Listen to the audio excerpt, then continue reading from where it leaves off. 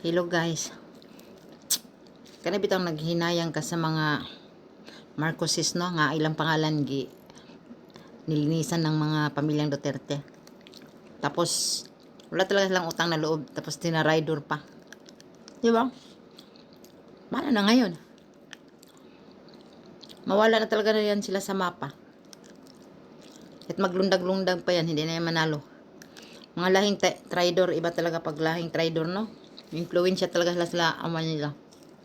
Kaya ganun sila. Ito namang si Bang Glisa, sul-sul-sul-sul ng buyit niya.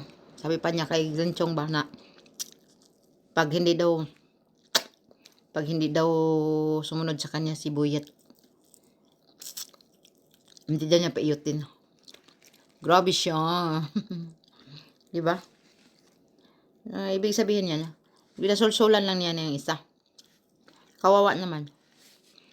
Tapos nilaban pa nila ang Duterte nga maraming supporters. Okay na sana yun kasi parang bumalik na yung tiwala sa mga Pilipino, sa mga Marcoses. Kaya tapos sinira naman ulit nila. Wala talaga sila. Kaya na lang pag-asa. At saka si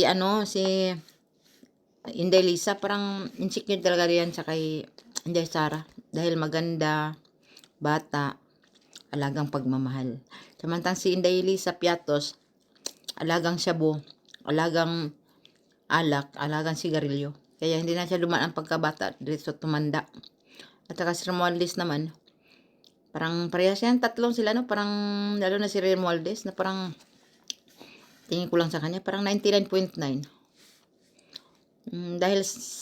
Dahil siguro sa shabu talaga, kaya parang hindi na sila makapag-isip ng tama. Kaya, mahirap pag traidor ang maging kaibigan mo. Kawawa ka talaga.